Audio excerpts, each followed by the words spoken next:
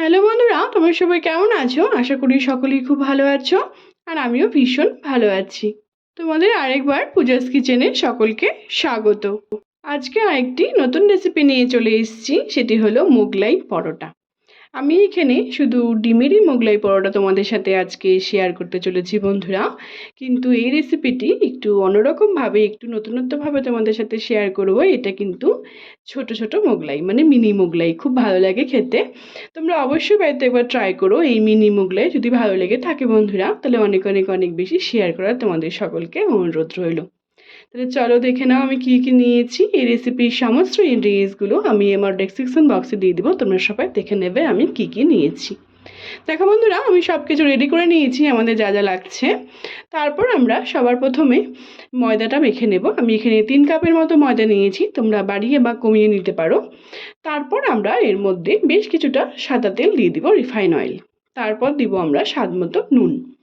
দিয়ে ভালো মতো করে এই 3টে জিনিস আমরা একটার সাথে একটা ভালো মতো করে এটিকে ম্যাশ করে করে একটার সাথে একটা ভালো মতো করে মেখে নিতে হবে, যাতে নুনটি আর তেলটি ভালো মতো করে এটার মধ্যে অ্যাবজর্ব করে ময়দাটার মধ্যে। তাহলে আমাদের এই মোগলাই পরোটাগুলো ক্রিস্পি হবে খেতে, আর ভালো লাগবে।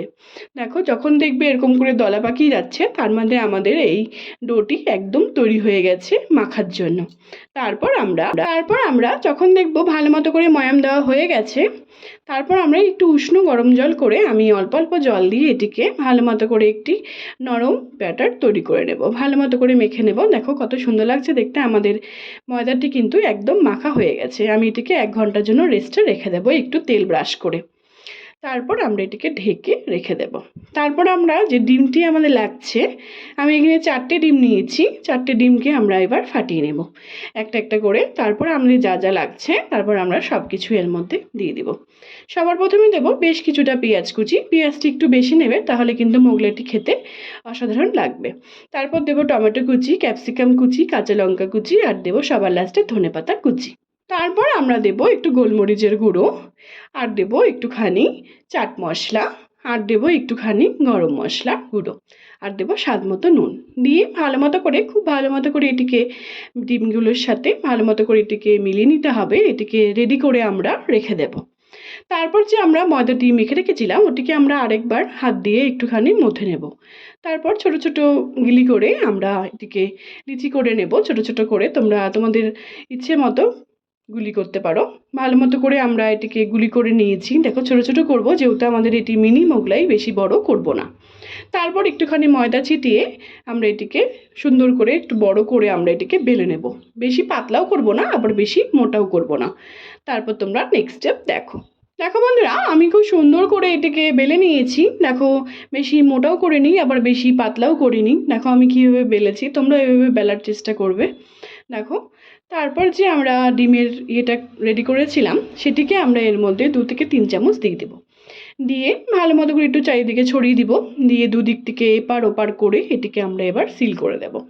ভালো মতো সিল করতে হবে, নাহলে কিন্তু ভাজার সময় খুলে যাওয়ার ভয় থাকবে, আর ডিমটি কিন্তু একদম খুলে বেরিয়ে আসবে।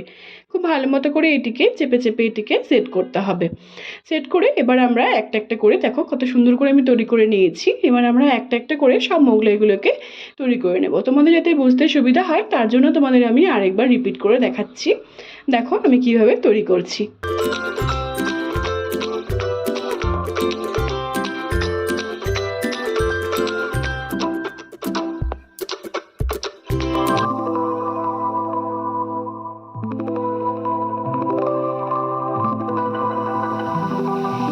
দেখো বন্ধুরা, আমরা এক এক করে আমাদের মিনি মোগলাইগুলো কিন্তু আমি একদম ভালো মতো করে সিল করে আমি এক এক করে সবগুলোকে তৈরি করে নিয়েছি। তারপর আমরা গ্যাসে একটি কড়াই বসিয়ে দিয়েছি। এখানে পরিমাণ মতো আমি সাদা তেল দিয়ে দিব, সয়াবিন অয়েল।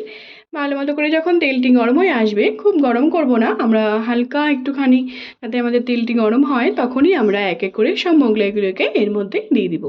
ভালো মতো করে লাল করে ডিপ ফ্রাই করে নেব। এটি কিন্তু তোমাদের একদম ধিমি আঁচে ভাজতে হবে, না হলে কিন্তু উপরটা ভাজা হয়ে যাবে, ভেতরটা কিন্তু কাঁচা থাকবে, আর খেতে কিন্তু একদম ভালো হবে না। তাহলে চলো দেখে নাও আমি কীভাবে ভাজছি। তোমরা এই মিনি মোগলাইগুলিকে একদম লো আঁচে ভাজারই চেষ্টা করবে। দেখো আমি এক এক করে মিনি মোগলাইগুলোকে সুন্দর করে লাল করে ভেজে তুলে নেব। তারপর তোমরা নেক্সট স্টেপ দেখো।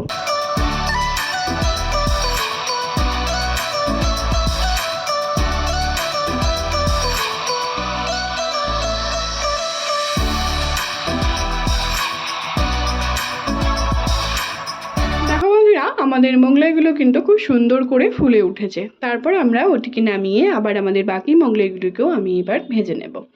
আমি দুটো দুটো করেই ভাজছি, তোমাদের একসাথে ভাজার ইচ্ছে হলে তোমরা একবারও দিতে পারো, কিন্তু দুটো দুটো করে ভাজলে পরে ভাজতে আমাদের সুবিধা হবে আর এটিকে ভাজাও খুব ভালো হবে। দেখো আমাদের মিনি মোগলাইগুলো কিন্তু খুব সুন্দর করে ডিপ ফ্রাই করে লাল হয়ে গেছে, একদম কিন্তু ফুলে গেছে, কত সুন্দর লাগছে দেখতে। দেখো তোমরা অবশ্যই বাড়িতে একবার ট্রাই করো।